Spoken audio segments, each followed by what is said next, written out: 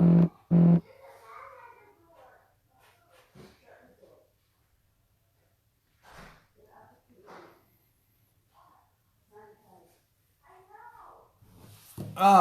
back. Welcome back. Welcome back.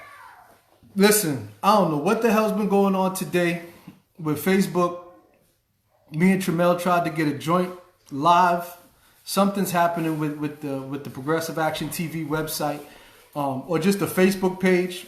There's like a glitch in the system, but we just didn't want the day to pass without kind of just getting the information out. Again, I won't take as long with this one. We literally spent like 2 hours trying to find out what was going on with everything, just because we wanted to have a conversation, and there's so many points to touch.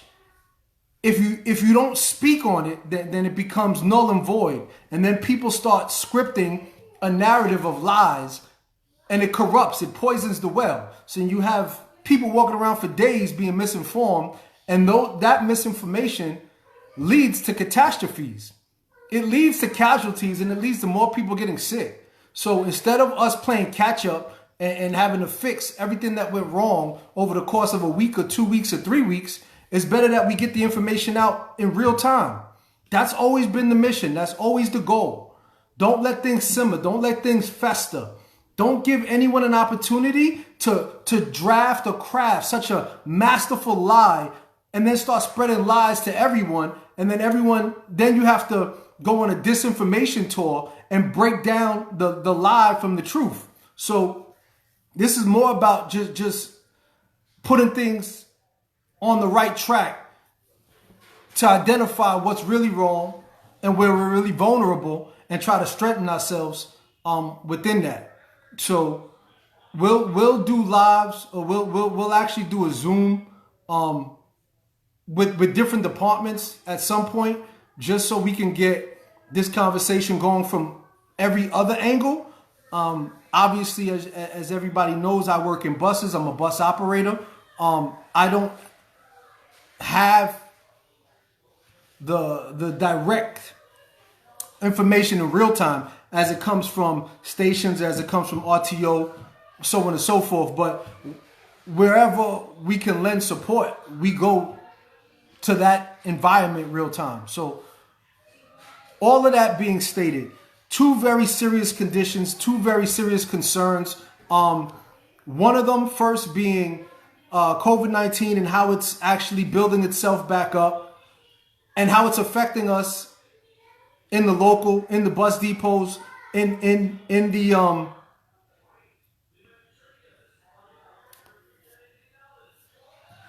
the lines that we're covering. I'm sorry. So every day while I'm picking people up, I'm well aware that I'm in direct contact with people who could be COVID positive, who more likely than not are COVID positive.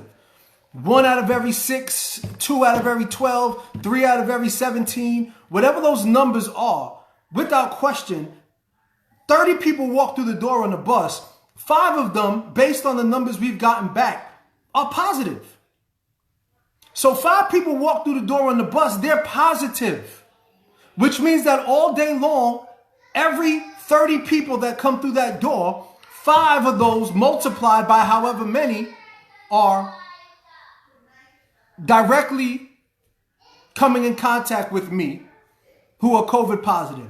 And me, I then take my bus and go back to the bus depot and come in contact with another 20, 30, 40, 50, 60, 70 people at some course of the day. That is the reality of COVID. That is not something that we walk around and think maybe it could be or maybe it can't be. Maybe the depots are safer than everywhere else. Absolutely not. They're more dangerous than everywhere else. So if we identify that, then what are we doing to protect ourselves from it? So the idea is that, one, yes, we clean the buses more efficiently. We have provisions available to give us a better measure of safety. Be it cleaning the buses, be it sterilizing the buses, be it using masks, be doing whatever we're intending to do that we can physically do to make the situation better. Great. What are we doing on the depot level to do that? What is going on inside the depot that's actually putting us in a position to be better protected? Everything can't be left to the people in service. Everything cannot be left to the people in service. You cannot tell the people who are going out, who are directly confronting the pandemic, that the means and measures of protection are being left with them. So the person driving the bus, the person operating the train, the person looking outside the window as a conductor, you're putting the onus on these guys or these ladies or these women to actually solve or deal with the pandemic. The reality is this: we're being used as pawns. We're being used as pawns. There is no real ambition. There is no real voice. No real megaphone screaming at the top of their lungs from our union hall, "This must stop. This is unacceptable. We will not tolerate this." Where's the voice? Where's the voice? If you're an elected rep, it is your responsibility to be that voice. You have to be the voice. That is your job. The members have a voice. We elected someone to be our represented voice, not to be our king, not to be in charge of high fives, not to placate yourself in glorious fashion and walk through and get pats on your back and stand there as just some kind of kings or some kingship or some type of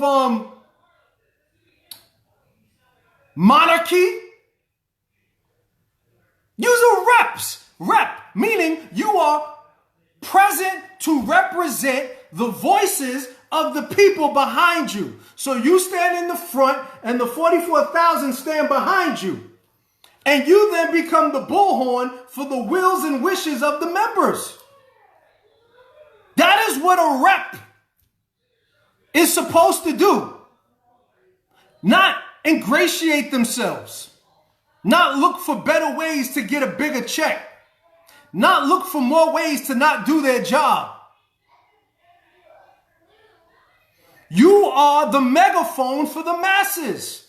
You are put there present because you can't listen to 44,000 voices at one time.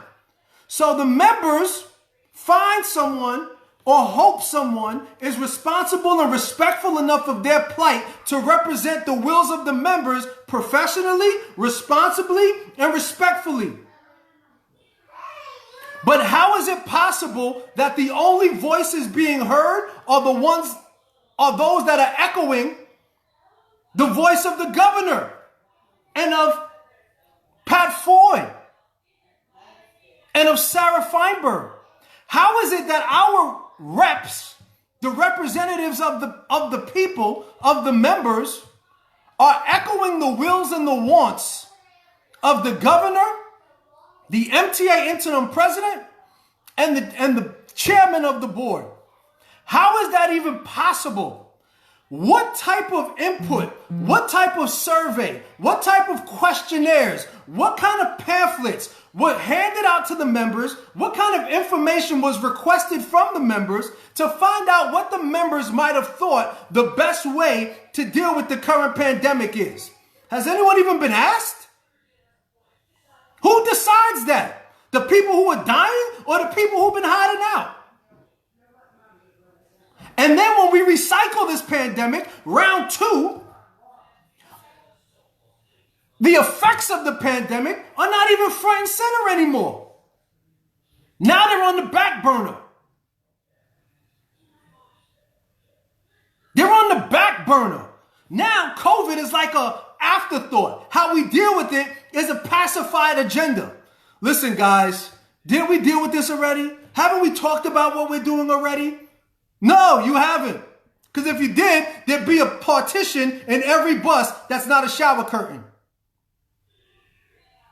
Oh, well, yes, I keep talking about the shower curtain.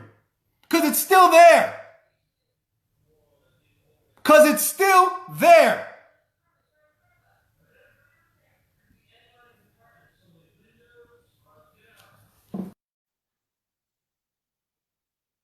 It's still there. Along with COVID. It is still there along with COVID. Who made the agreement to have the sliding partitions in by a set date? Who arranged it? Who agreed? Who set the timeline? Because that timeline keeps moving. It was supposed to be in by October. Then October passed. My brother. There he is. It's finally acting right, bro. There we go. I know what it was. It was because I was too complicit with the seriousness of this issue, and I was just laying low, and I didn't. My spirit was a little asleep. This situation really is disgusting. It infuriates me. It is what created the loss of lives at such a high rate. Right? It is what defined the pandemic. Facts. So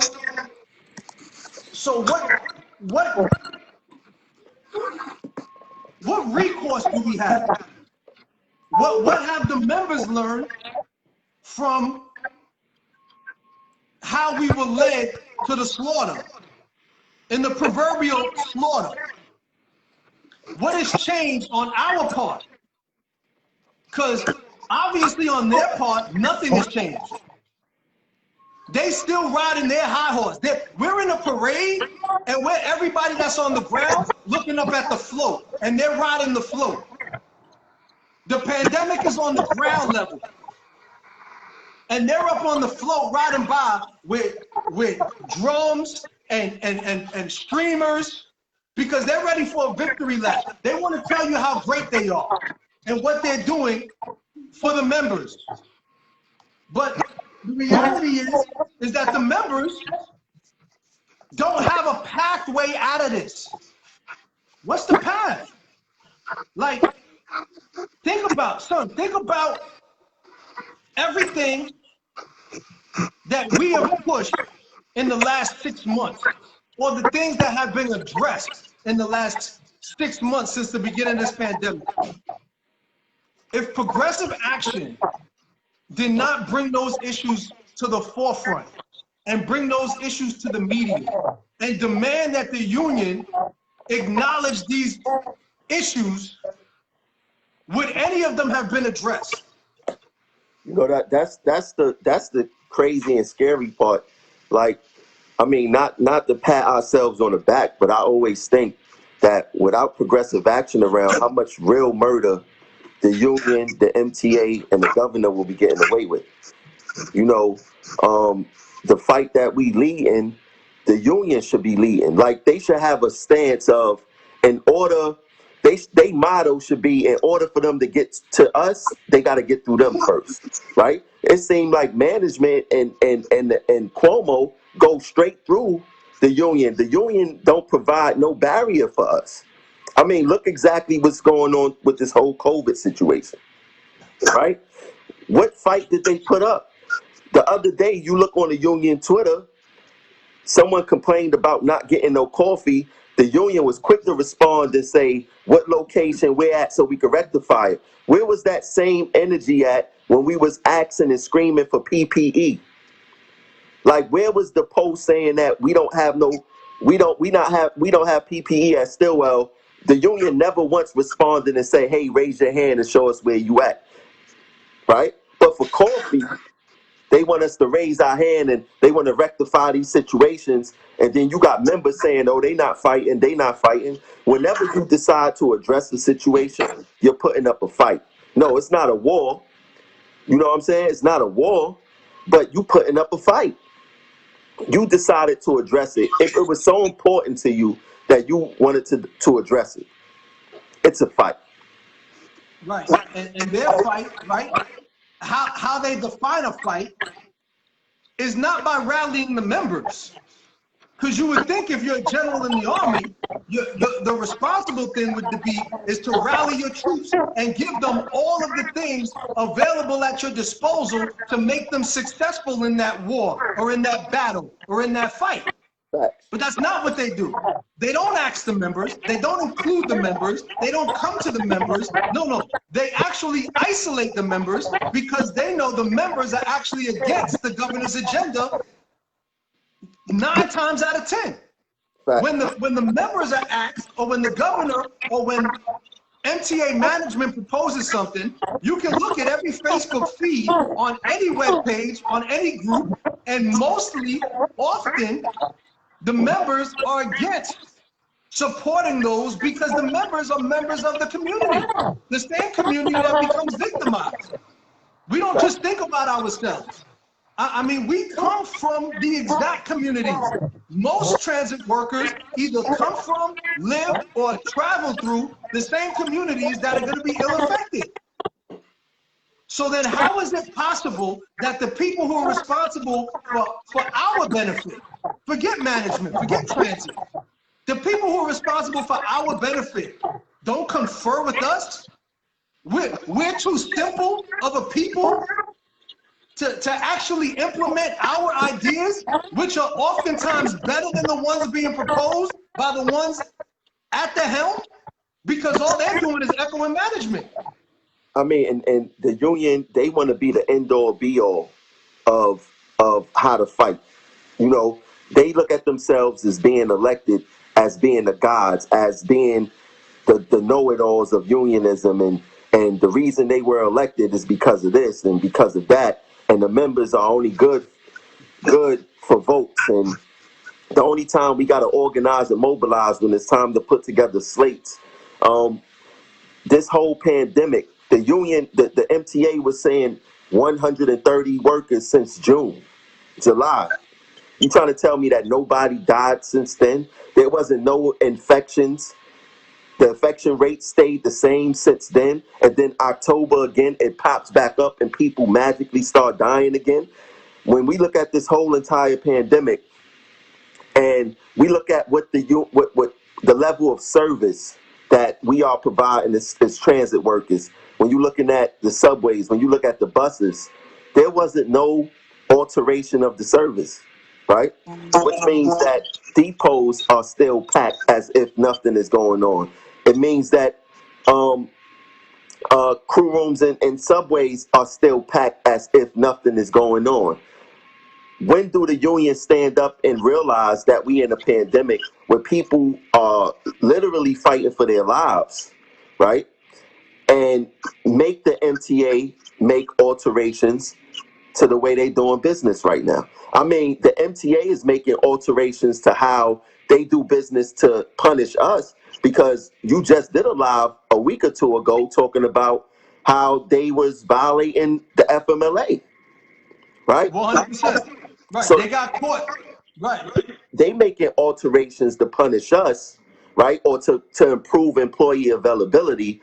What alterations is the union doing to apply pressure on the MTA to make our work environments more safer? Oh, I know what they're doing. They're helping sell the narrative that we should get $3 per box delivered by Amazon. That's their energy right there. They're going on a world tour. They are going on a world tour, echoing the wills and the wants of MTA management, upper brass, and the governor. Literally trying to sell the public on how they're about to rob them. You're literally telling the general public, yeah, we're in the middle of a pandemic. We don't even know if you're going to catch COVID while you're on a bus or a train. We don't even know if you're ever going to come back on a train. We don't know if we can keep our workers alive. But in the midst of all that, listen, guys, just want you to know, we're going to need $3 every time you make an order from Amazon, because that's the only way we're going to keep our paychecks. What? I mean, I don't know how long you was on live before I jumped on, but Just think about that. And you have something great to say about that. How you feel about the $3 tax? Right. So the $3, first of all, the $3 is that, let's call it what it is. It's a poor people tax, right? There is no rich people tax. It's a poor people tax. It is a tax on people who don't control things, who don't run things, who don't make any decisions. It is a tax on people who have been isolated from greater society, who have been forced to be home and been forced to use Amazon as a conduit for their survival, for their livelihood, because they can't go out, because it's dangerous everywhere they go, because nobody knows the answer to COVID. They've been pushed to Amazon to do all of their daily business, and now you're going to tax them for being forced, as you stated, excuse me, being punished, being hijacked, being, you can probably remember the word better than I can in regards to what you called it, but the reality is that the union themselves have went to transit and told transit, we are not in the business of finding solutions for this financial crisis. We're just sticking to the fact that if you need help to promote stealing money from the people, we'll help you. But if it comes to being thoughtful and mindful and creative on ways that everybody can benefit and make this work, well then we don't have the wherewithal to try to engage that. But all of the members who have commented or addressed what's going on with the Amazon thing have vehemently opposed it, and everyone has some really great solutions and ideas on how to at least make it more fruitful for everyone. The union doesn't want to hear it, because any idea that opposes the governor is bad business for the current Samuelson-Utano administration. It's just bad business because they are the mouthpiece for management and not the mouthpiece for the members. If you need more proof, I would ask you, since the pandemic started, where has there been a safety stand down for anything? Show me one public display of safety stand down in the face of a pandemic where transit had no safety provisions or measures for anybody. Where was a depot? Where was a bus? Where was a train yard? Where was it? And remember, this is not Taylor law talk. This is safety talk. This is safety for the general public. This is safety for the members. This is safety for a pandemic. Facts. So I don't know how anyone can look at that and say, well, these guys are really the answer throughout this pandemic. They have showed nothing but great leadership and brilliant minds that I feel comfortable going into the future with these people directing my livelihood, the next 15 years of my career. We spoke about this offline. We spoke about it at the MTA board meeting. We addressed them. There was nobody from the union to present that argument when they talked about the financials at the first meeting. Facts. The people saying they're getting a lot of background noise. I'm gonna see what I could do to try to lower that some. But in all of that, we tried to discuss what would be some alternate solutions to get money and to still keep the people engaged in the process. It is my belief, our belief, that a free transit system, or a system that doesn't require you to pay money at the point of contact, is a great solution in regards to how buses are operated and how people will be more enthusiastic. We saw throughout the pandemic, when people didn't have to pay, they were more willing to come outside and use services that were available to them because they didn't have to go in their pocket. Now, granted, you can't run a system without no revenue. And the reality is that 7.5 million people took the trains and buses every morning, or 3.5 or 3.2 million each way, 7.5 a day. The question there lies, well, then how do you get the money from those people and still give them the option to ride the trains and buses directly? Mm-hmm. One idea is that the people who spend an average of $100 or $120 a month on a Metro card would have a payroll deduction of half of that. Meaning if you spend $100 a month, you'll then spend $50 a month. That'll go directly to the transit authority for your ride. Meaning that $25 bi-weekly, $50 per month will come out of your check, and you can just walk to the train station and get on the train. $50 a month would come out of your paycheck, and you just walk to the bus and get on the bus.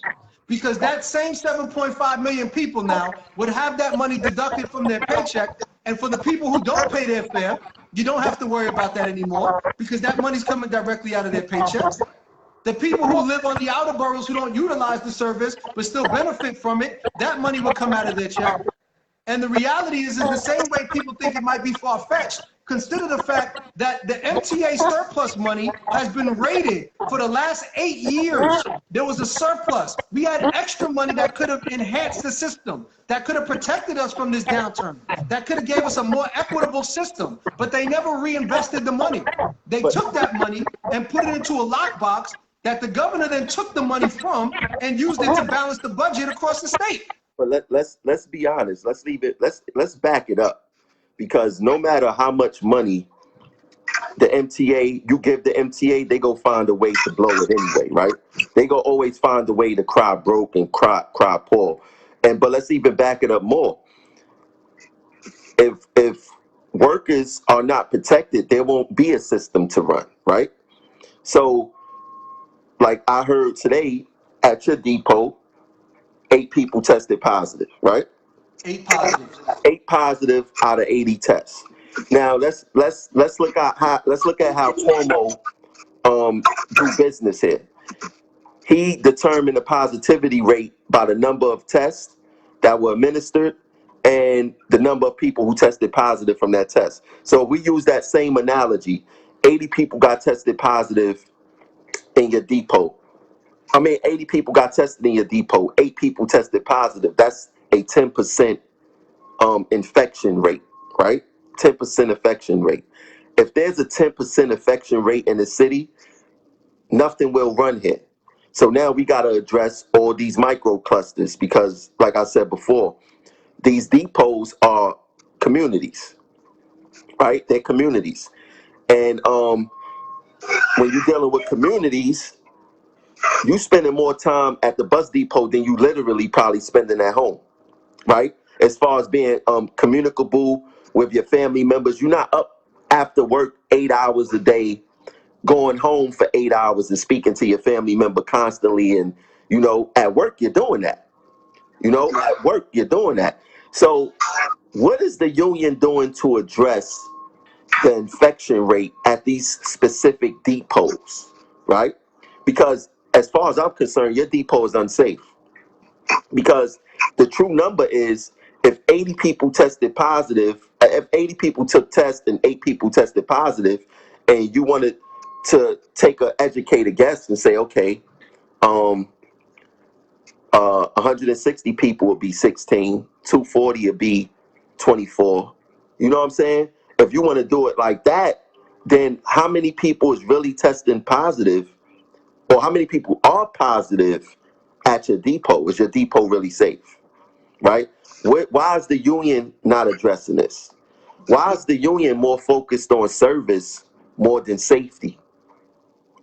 We know why, right? Because of the money, because of the profit sharing. For every day and a half of availability that they gain, the union gets to share that money.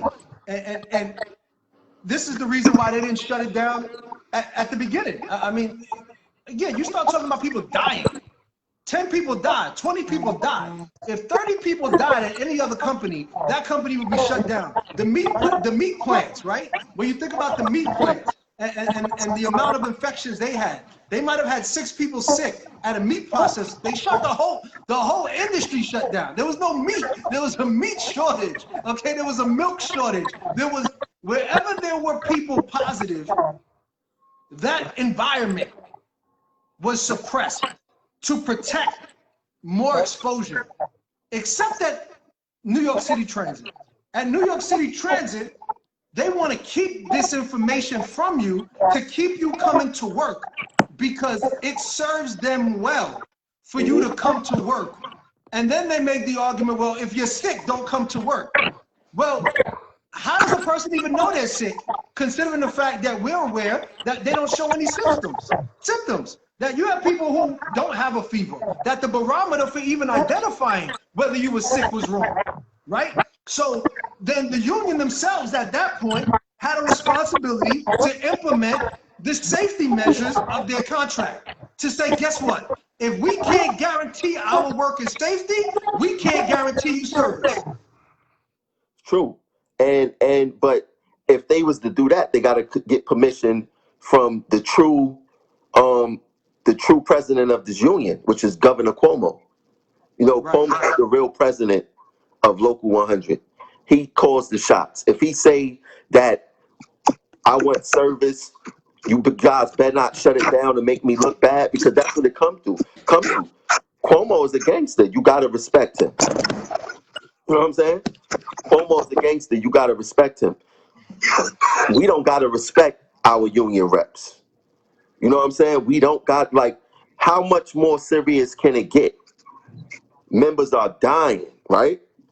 What's more serious than that?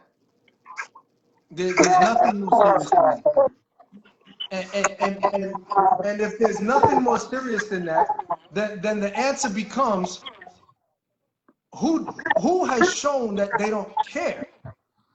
I mean, like, we can only say it but so much before it's so glaring that looking in the mirror, you have to say, well, would we have this if we didn't even ask for it?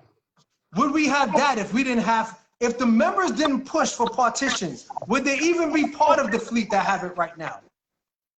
Absolutely not. They would have pushed shower curtains in everybody's bus. And obviously they intended to. Right? They intended for us to go along, to get along, so that the union leadership would not have to make the tough decision of directly confronting what the issue was. And that would be their relationship with management.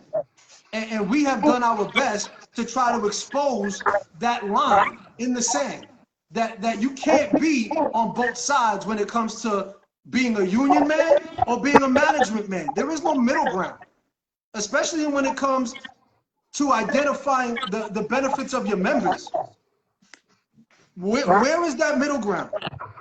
Where is the middle ground that is identifying that our buses coming out of Jackie Gleason Depot are driving through every specific orange, red, pink zone in Brooklyn?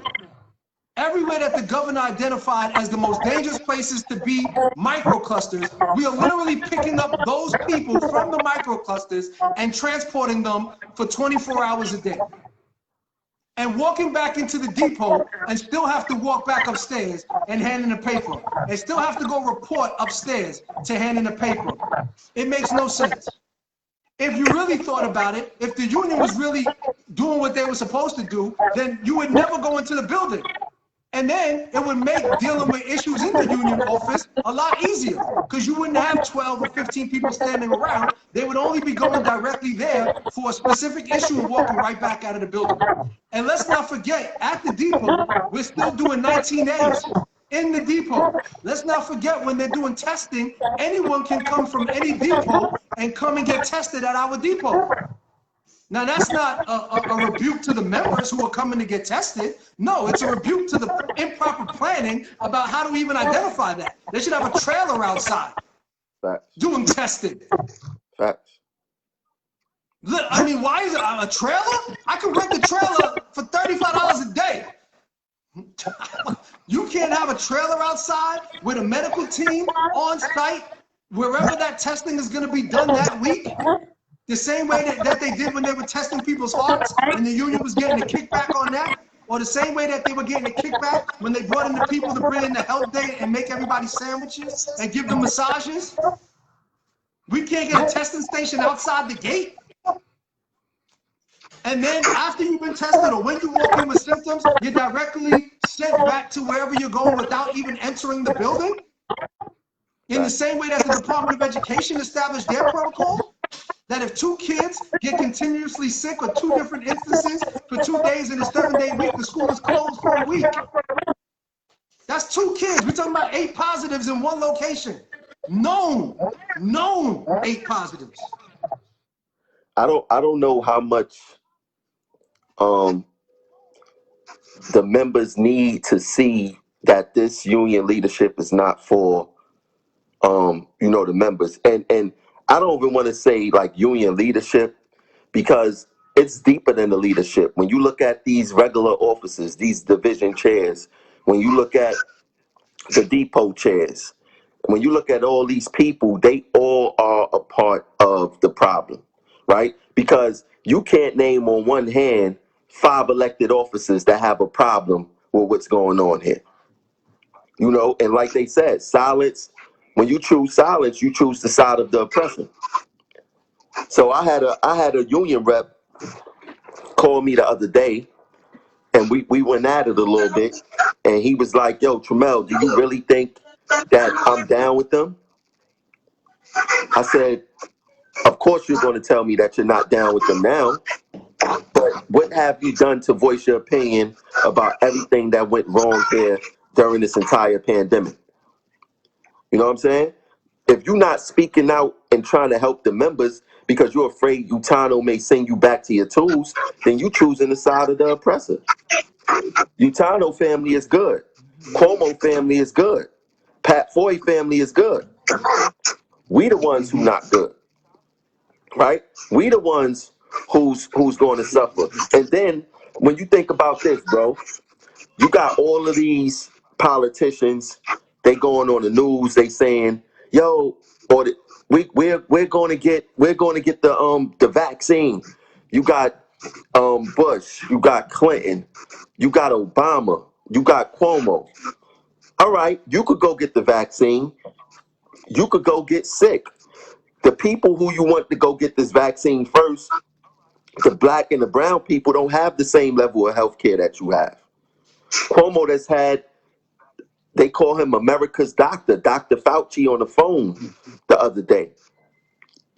Which one of us could call Dr. Fauci for anything right now? Right? We can't get an opinion, a personal opinion from Dr. Fauci right now. Cuomo can, Obama can, Bush can, Clinton can. Obama got Obamacare. He created Obamacare. You want to impress me? Get sick and be governed by the health care that you created, Obamacare, and let's see how good you're going to do. When we seen Trump get the virus, he was good in 7 days, and to show you how good he was up bouncing and doing all this other stuff. You got sick like I got sick, Kemp. Right. It was hard for us to get a test. I remember you calling me, you damn near dying, you couldn't even get a test, and you knew you had it. Couldn't leave the house, and then the people from OHS or whatever, they would call you back a week later. You might be dead by the time they call you back. Okay, that's the reality. I think on your end, the mic, whenever I speak, it comes in real loud. It's distorting it. But somebody asked what the solution is to the problem. The solution is very what problem to what? Right, to the problems, I guess, that we're discussing, right? Well, those problems aren't real problems. Those problems are consequences of inaction, right? So when you speak about solutions to problems, sometimes they shouldn't even be identified as problems,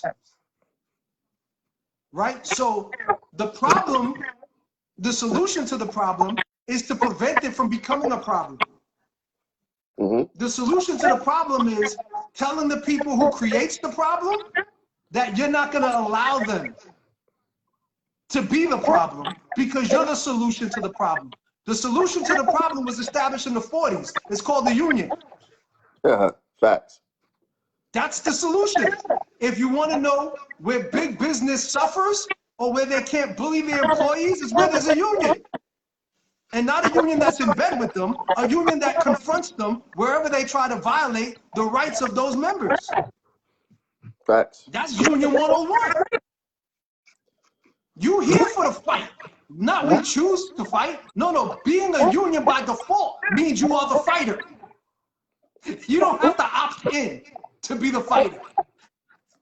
If you have to opt in for the fight, that means you've been opted out. That means you've been so complacent that you have to pick and choose at what juncture you're going to fight. Facts. That's a fact.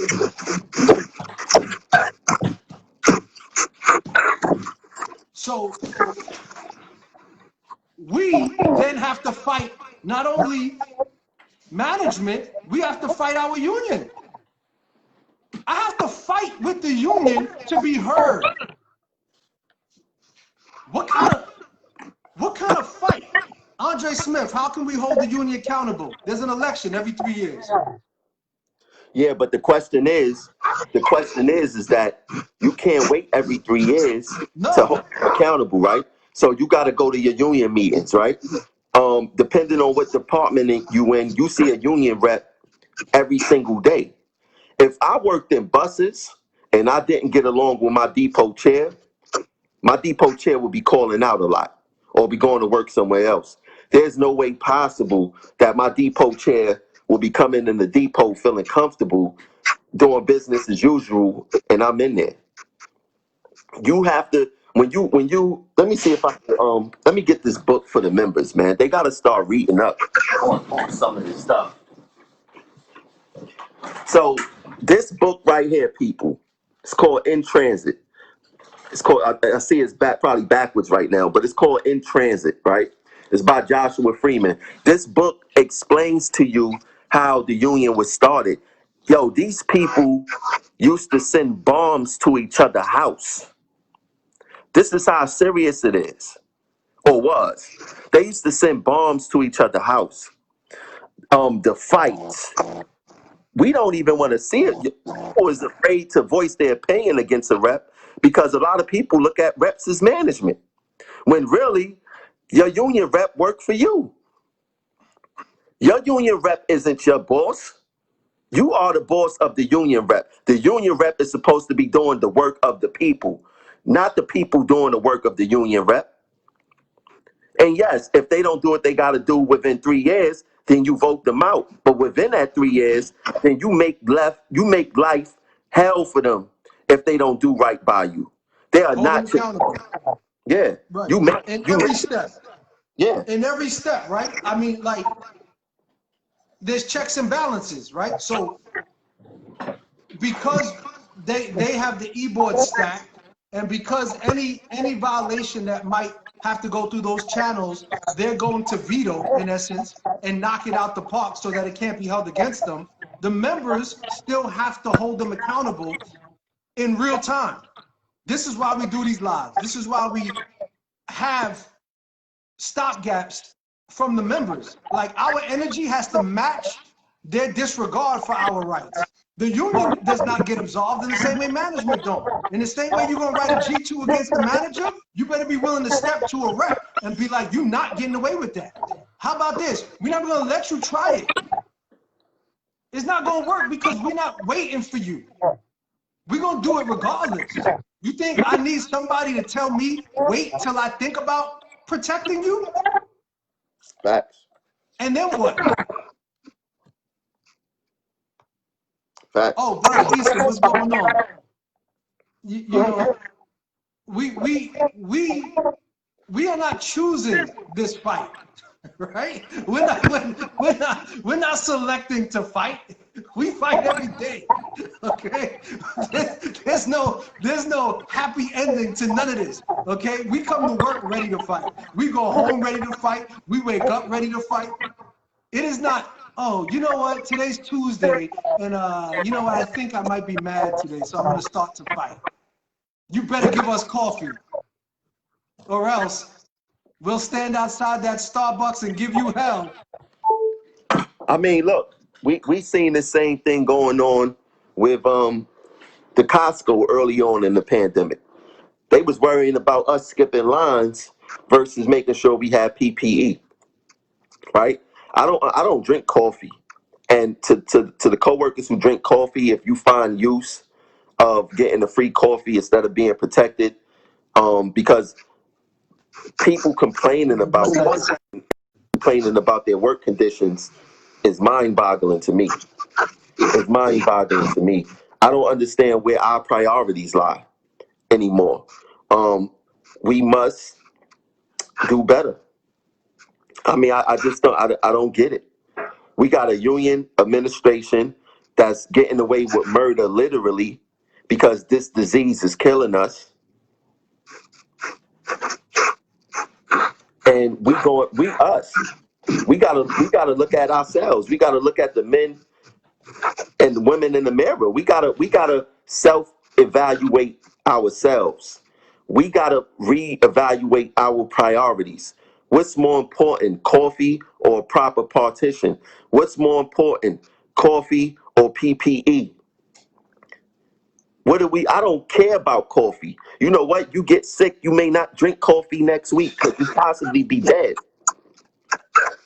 That coffee is not going to keep this virus away from you. Right? So us as transit workers, and we could do things we could say things both ways. It don't get more serious than workers dying on the job and the union not fighting. And the same could be said for us. Our level of silence and going about business as usual when workers is dying is alarming itself. But It's you know what?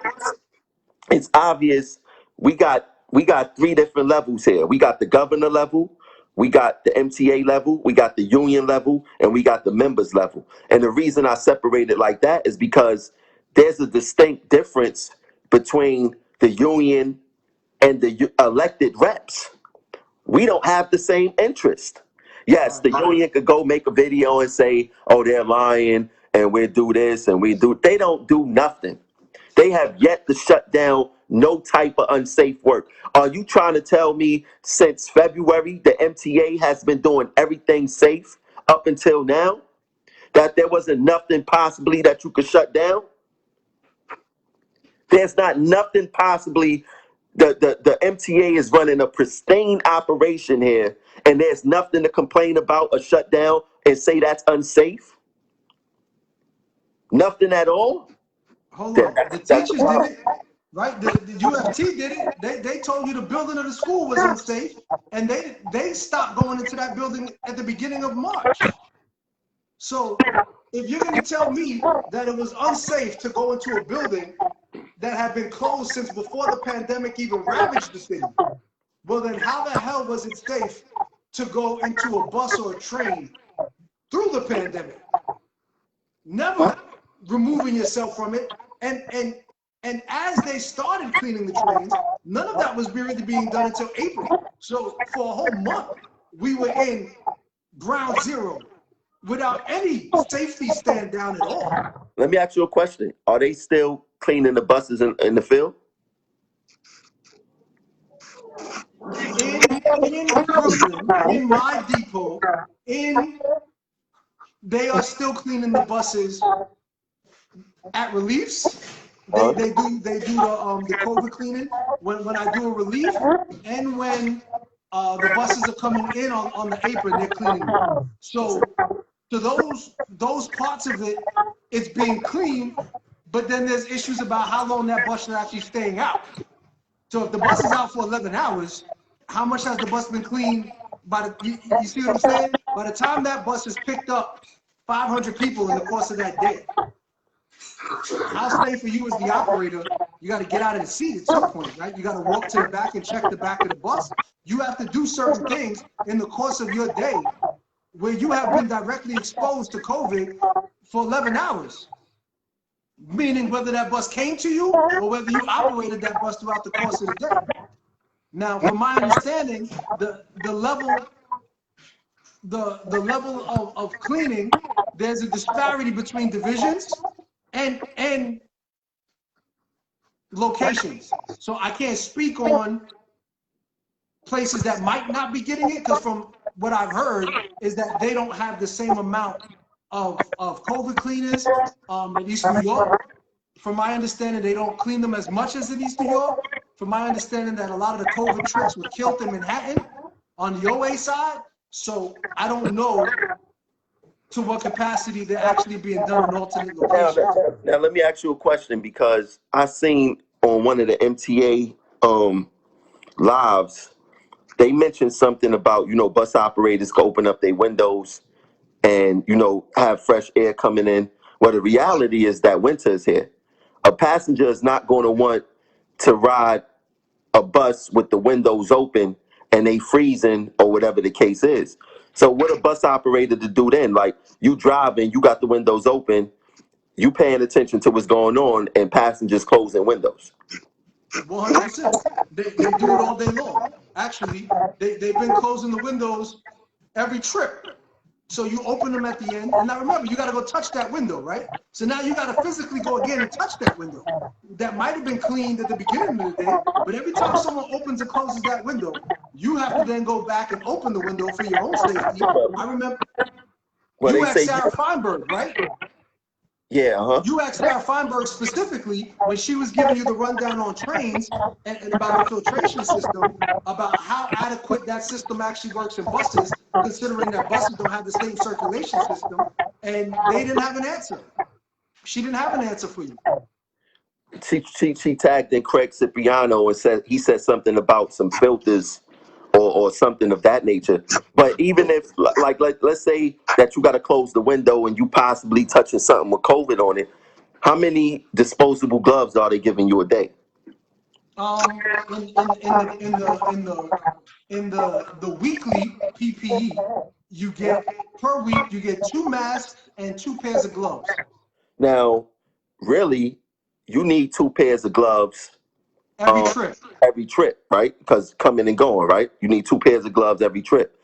Now, think about this, bro, because everybody, the MTA always make a lie and say, "Oh, we care about safety." No, they don't care about our safety, bro. They really view us as a number. They don't call you when you're doing business with the MTA. They don't go by your name or the last 4 of your social. They say, "What's your pass number?" Right? Now think about this, man. They rationing PPE. It's we in December, right? They rationing PPE. We had we gonna say 140 members passed away, right? They come up with this stipulation. We're going to give everybody $500,000. All right, so 140 members passed. We talking about $70 million, right? But let's just focus on one member that passed, 500,000. How much PPE could you buy with $500,000, right? If I had $500,000 and there was PPE around, and I say I want to buy $500,000 in PPE, and I wanted to use a pair of gloves every 30 minutes. It probably would last me 3 lifetimes to run through $500,000 of PPE. So that shows you that, you know what? We'd rather keep the service going. If you die, we'll give you $500,000. But you're going to keep the service moving, and we're going to still short the workers who live in PPE, because the service is more important than the safety of them. Like, why are we rationing gloves still? Like, how do you sanitize rubber gloves? They don't know that the alcohol on the rubber gloves um, breaks down the gloves itself. You know what I'm saying? And they use the cheapest gloves you can find. I mean, literally, they're not even like the quality that like EMTs or the NYPD use. I mean, these are like the kind of gloves you would give to a kid when they're doing paper mache in school. Facts, because the real gloves, they got powder inside of them. They got powder inside of them, right? They don't even have that. Like, the gloves is cheap. Mm-hmm. You know what I'm saying? The gloves is cheap. So for them to still be rationing PPE, I mean, when I get back to work, bro, I don't know what they go do because I'm not working unsafe. Just like we had a discussion about the CDC, and they have specific guidance on bus operators. So to all the bus operators that's listening right now, we know from the beginning of this pandemic, the MTA used the CDC against us. When we asked them why we didn't get masks, they say, "Oh, the CDC said not to issue masks. You don't need masks, right?" So now the union is so in lockstep with the MTA management, not in benefit of the members, but in benefit of management and Cuomo. Why aren't they using the CDC guidance, the new CDC guidance that says that nobody must be within 6 feet of a bus operator, right? Now, that 6 feet means that 6 feet means,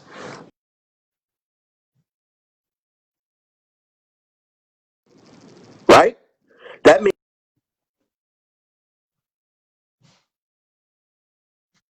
if the infection rate is going back up. What changed about the partitions? You know what I'm saying? Like these people, nobody's supposed to be within 6 feet of the bus operator. That means nobody's supposed to be paying. You know what I'm saying? What happens when you lock somebody in the wheelchair and they have a chaperone? Where they stand at? Do they stand? Where they be at? Right in the front, and the the real issue with that, it definitely goes back to Cuomo. Facts. And this is because he's the one changing the laws and the rules every day to justify commerce. Because the reality is if they followed his initial guidelines that he's implemented on the restaurants, on the bars, on the schools, on the hot dog vendor, on whoever, buses wouldn't be able to run. You would have 8 people on the bus because there's no way to stand 6 feet from each other. And even with the mask, the people themselves walk onto the bus without the mask. They forget they're standing there. Now it's in the air. So technically, the bus is contaminated the second a person walks on without a mask on. Hold on, bro. Finish doing what you're doing. I'll be right back. Yeah. All right. Okay.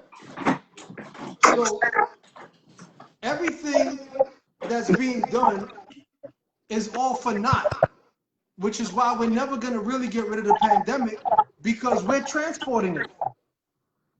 We are literally being the transportation device for a disease. And at worst, if we're going to be transporting the disease, at best we can be doing is protecting the people that are actually transporting. At best, the most minimal we should be doing is guaranteeing the people that are directly confronted with this virus are protected. I mean, you can walk into a hospital and see a nurse or a doctor and see that they have 14 different layers of PPE on. And as bus operators, we have a shower curtain and a mask. We have a shower curtain and a mask. And without us even fighting to get the sliding partitions, we'd still have more shower curtains than we would have enclosures. We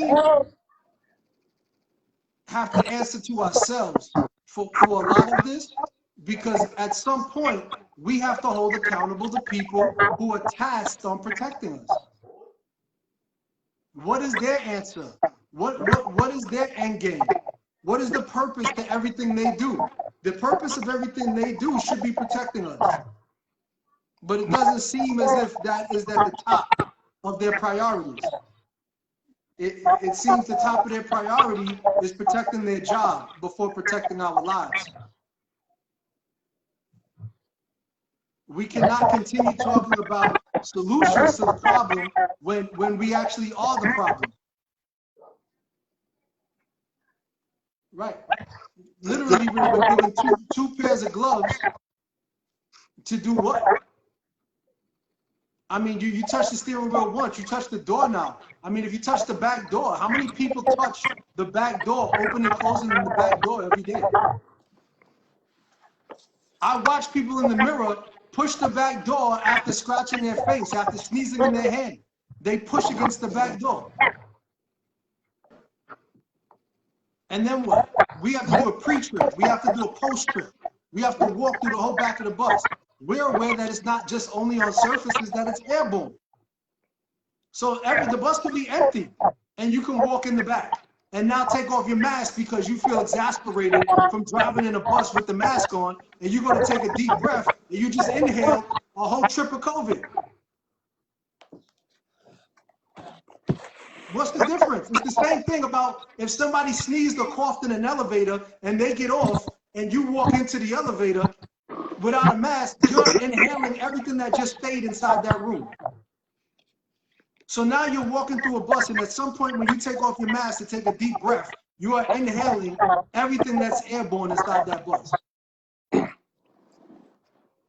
So what is the solution? Well, the solution would be, now I believe they have these HEPA filters.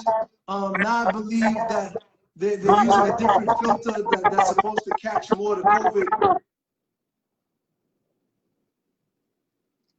But the answer really is to protect operators. Should be social distancing and mask mandates.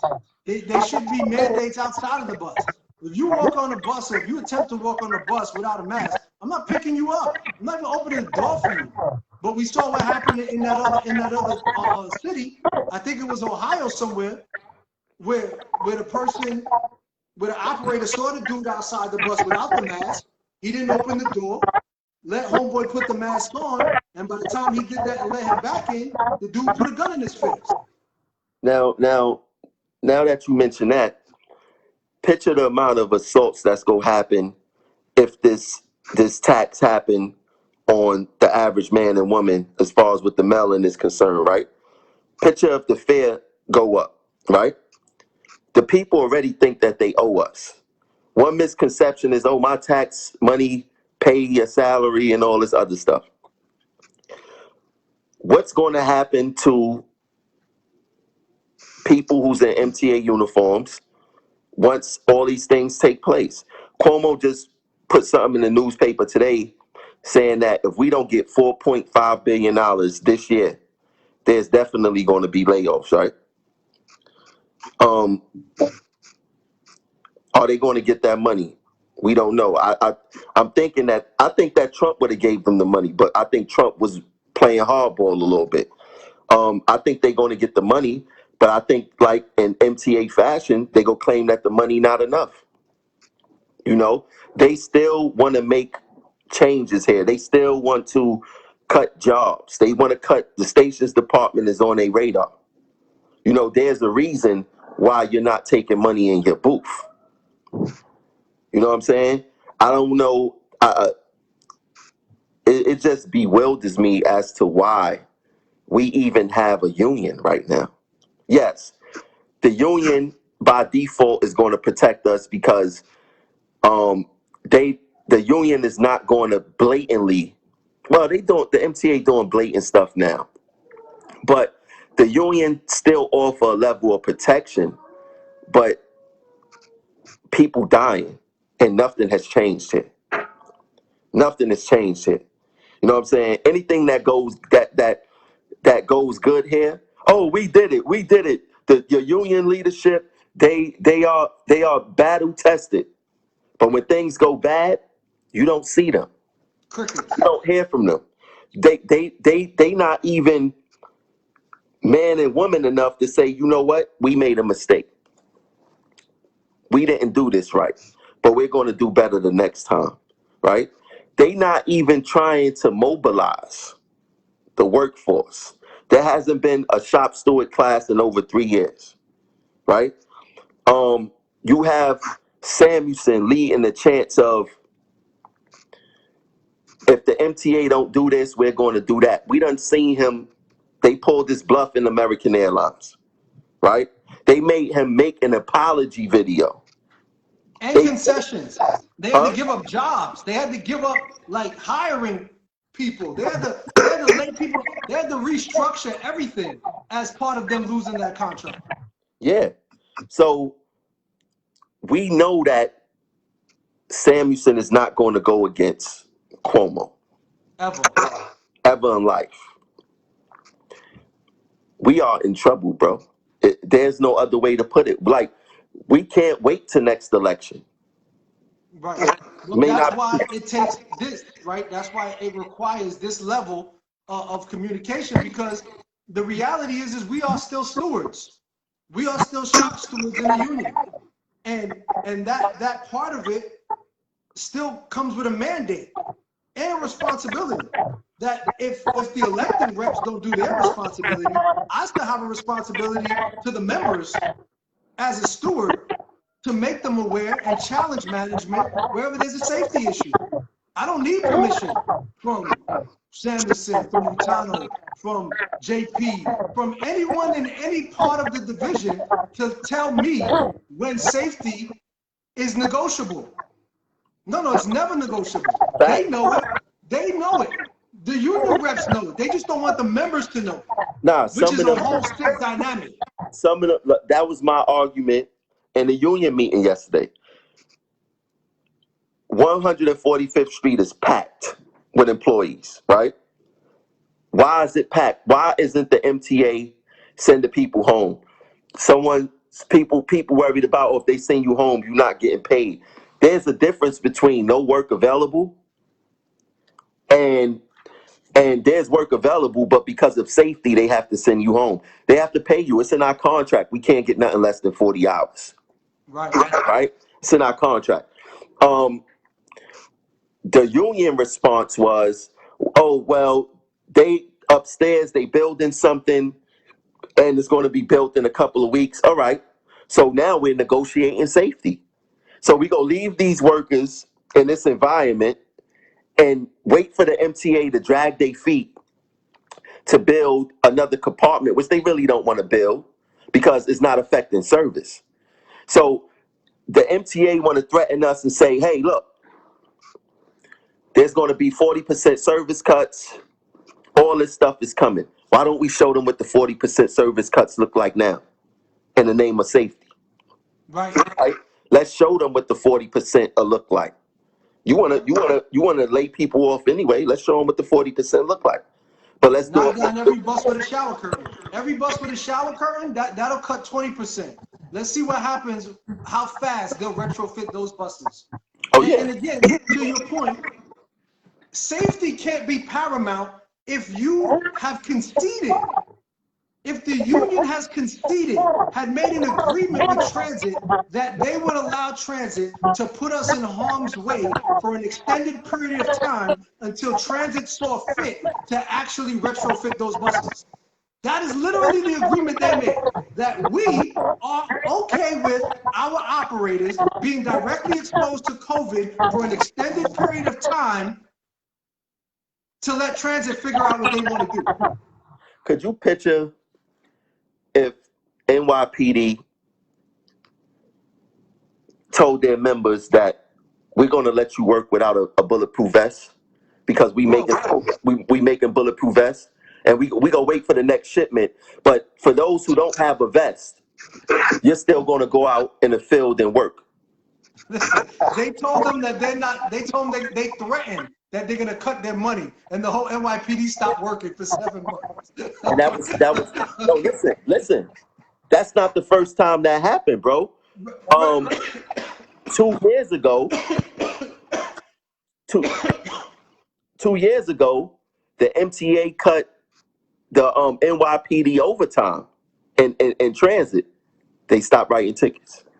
Look what happened with Bloomberg and sanitation when he cut their overtime around Christmas and the snowstorm came. They let people die. People died in the street because they didn't come plow. The ambulances couldn't get down the block. And they told Bloomberg, well, you should have, he was calling people to come do overtime at Christmas Eve. And they said, sorry, you cut our overtime. We're home and we can't travel in the snowstorm. Figure it out. The same way that you remember when the police officer tragically got shot on Troop and what was it, Flushing? Right by there, where he got shot on the corner. I think they renamed it. Yeah. No, right Troop. by Tompkins on the corner. Oh no. Yeah, he got shot on Troop and Tompkins. Right. So projects. By Myrtle, right by the corner of Myrtle, Yeah, right? Myrtle and Tompkins. The next week, every police car was retrofitted with the plastic partitions on their window that you can't stick a gun through their window no more.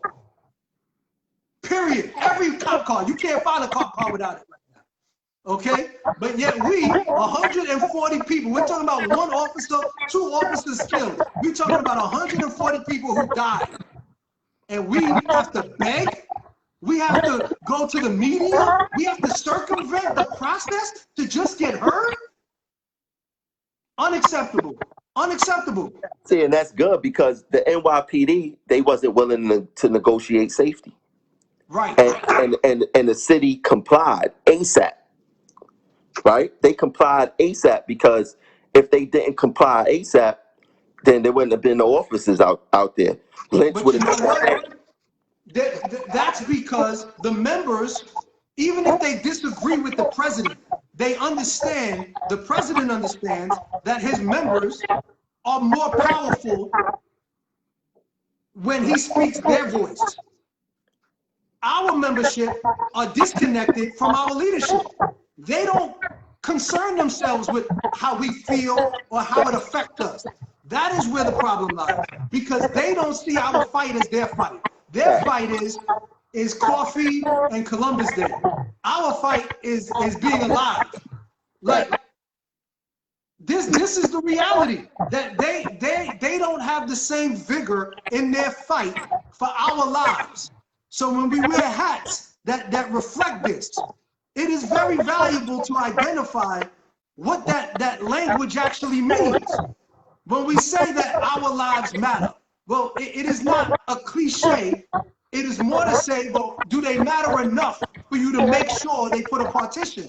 Do your members matter enough for you to come to a bus depot and say, you know what? Just today, we are going to make transit in the world be aware that we acknowledge that they are violating the contract and they're violating their responsibility to provide a safe work environment for their employees. No, they're not even being held to task, so why would they? Why would they, when the people champion to hold them to task, are actually working with them? Facts. There is no hyperbole. There is no magical master plan behind this. No. The plan has been executed. We died. The back end of this now is just how many more can die, or are going to die, or going to have their lives affected, or going to be. I just sat here and talked for 12 minutes. I can't stop coughing. My whole chest is on fire. I was sick in March. I just randomly stopped coughing in the middle of the day. From nowhere. I don't smoke. There's no reason for me to be coughing. Okay? I don't have a lung disease. Okay? I have a COVID long haul symptoms. But as of now, this conversation is the precursor to everything that's coming forward. Whoever's watching this live, please share it. Be aware that whether the union feels like opting in to fight, the fight is on, my brother. We probably got to make a flyer that says waiting for the union to opt in to the members' issues, because they definitely opted out. I mean, think about it. They made a flyer that said choose to fight. That should go without saying. Choose it. So if you chose to fight for this, what did you choose not to fight for? Nothing. Hi, my name is Gunn, and I choose to fire. If somebody pulls the trigger, I might shoot, I might not. Hope you don't need me. But I mean, that's crazy. That shows the disconnect that they have. We choose to fight. What other option do you have available to you? We choose to fight when we're allowed to fight. That is what it should say. We'll choose to fight whoever doesn't offend the powers that be. Oh, here's our fight. What are you fighting for? First of all, let's look at what they established that they were going to fight for. They're fighting to not open the contract. Well, the law says you can't open the contract, so there's really no fight there unless you're going to change the law. So where's the fight with that? You don't have to agree to it, and it can go to court. But other than that, the fight should have been we are engaged in a fight. We are in turmoil because our company refuses to concede to the safety demands that we have not request, demanded. But they haven't never made a demand. Since the beginning of this pandemic, they didn't demand anything. They asked and were told no. Bro, this is not even a fight at this point. It's flat out war. Because when you think of a fight, you think of at least an isolated situation with maybe two people or a group of people in one specific place. This is a war. When you're in war, we go bomb the South, we go bomb the East, we go send troops this way. The MTA, they want to cut jobs. We on another battle with this COVID and trying to stay healthy, right? We in another war with our union leadership themselves, right? And we had a war with ourselves as members. And now they want us to have a war with the community. Now they want us to have a war with the community.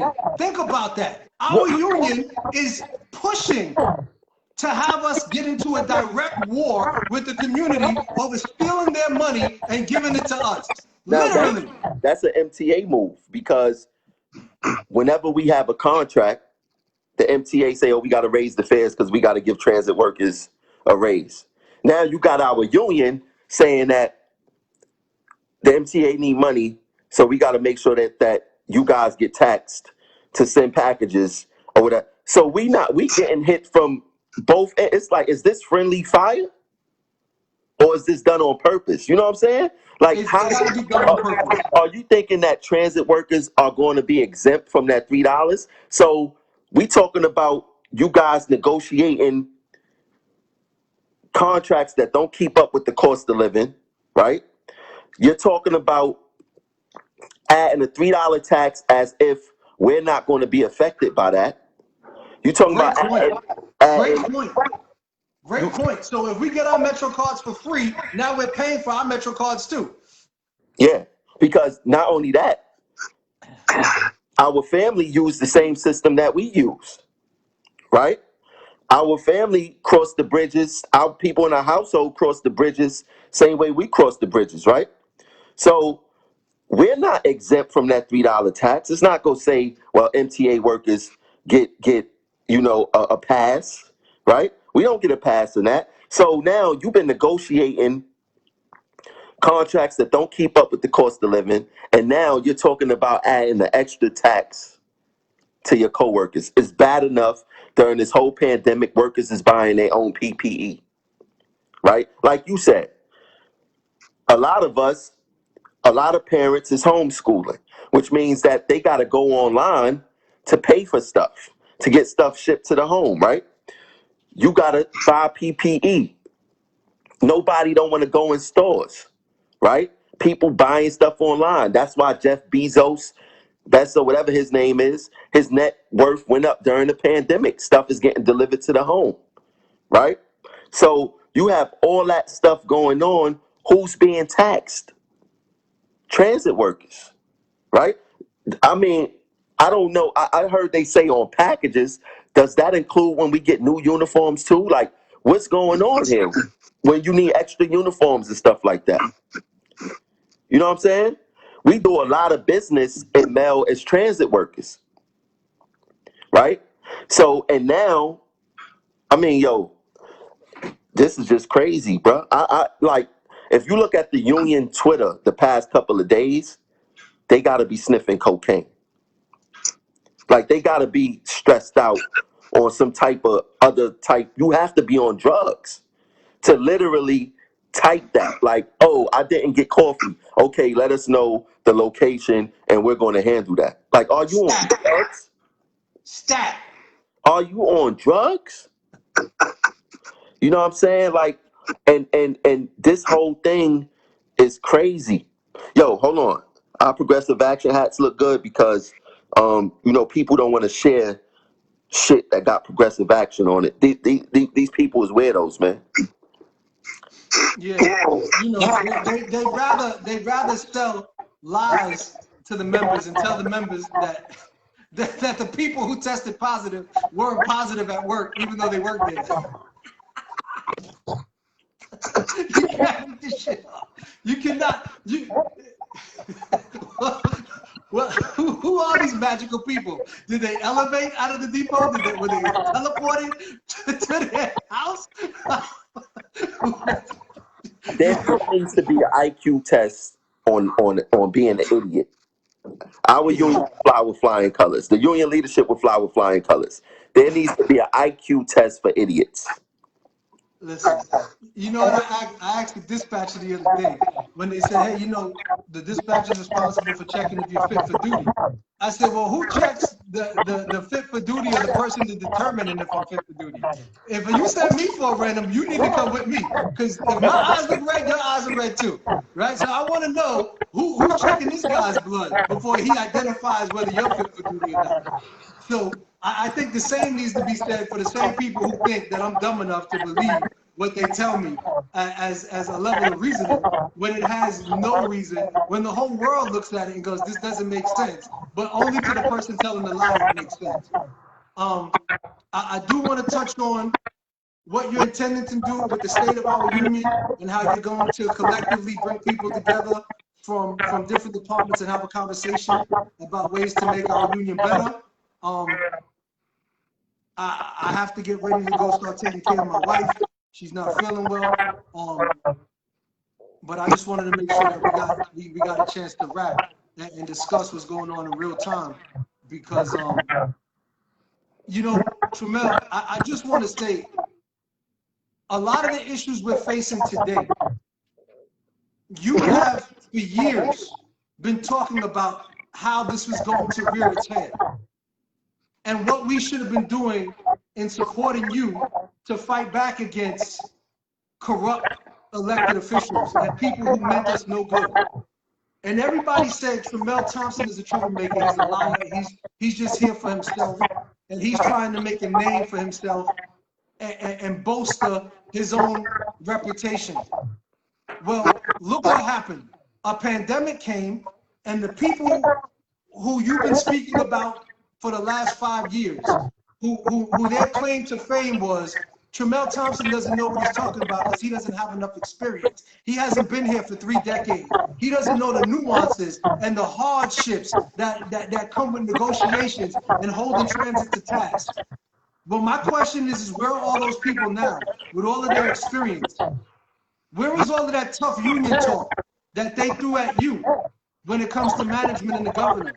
So I just want to apologize to you for not standing by you or with you a lot earlier, because I feel like maybe we could have addressed a lot of these issues prior to them even becoming an issue. But there's no turning back now.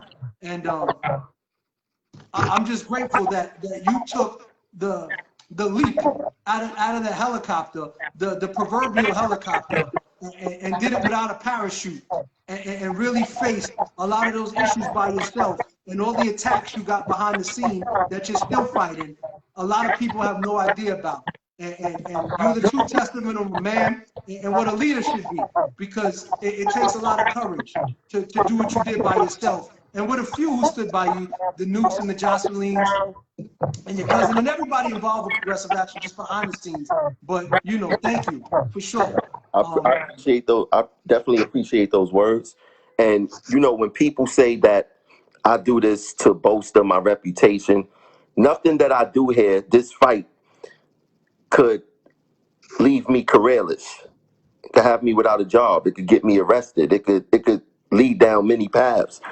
And to say that I'm selfish, I don't even fight for things that directly affect me. The thing that directly affected me was this whole comp thing that that I'm fighting right now. But people, it's just weird here, bro. Like, you're going to get that too. You're going to get that too, right? Oh, they started. They started. because the level of intensity, that's why, like, when I look at your live videos and I listen to you talk and I listen to the level of intelligence that you come in with, it makes me so proud and happy, right? Because I remember the first day we crossed paths. It was at our college, right? That's a So fact. they know that we went to college together a few years ago. And you had on your policing hat, and we exchanged, and then after that we've been called you with each other, and I've been paying attention. I'm like, Kim, you gotta get involved. You gotta. I see it. You're going to be a problem for them, I right? appreciate it. You're going to be a problem for them. So when I see you talk and I'm listening to your lives, I'm like, man, it's just so refreshing to see that I'm not bugging. No, Now, you're not bugging, and you're not alone. Because whatever it take and wherever it's at, you know what I'm saying? We're gonna stand together on every issue, not just one. You know what I'm saying? So they could feel however they want to feel. But yesterday is gone, and tomorrow they better wear their sunglasses because it's gonna get bright. It's gonna get real bright. And whoever's watching this, now I have to say this: don't think that you can get pacified by saying things inappropriate on Facebook and getting to walk away with being disrespectful in real time, because bad news will beat you home, and that's not subjective. I'm gonna go take care of my wife. I'm gonna go be well. hold on, Mel, take care of yourself. before you go, bro, I want to give a happy birthday shout out to my boy Sagenbre Lee. It was his birthday the other day. He's always commenting on the videos. He always showing love on the videos. So happy Happy birthday. birthday. Happy healthy. Happy healthy. Yeah. You got to take care of the wife. It was nice Yeah, chatting with you. I think that we need to do these more often. Mix for it up, sure. like you and Jocelyn, you and Nuke. It's time to start Facts. having, using our platform. You It's need here me, for us. call me. Let me go take care of this family stuff. And I appreciate you, family. Peace. All right, man. Be good.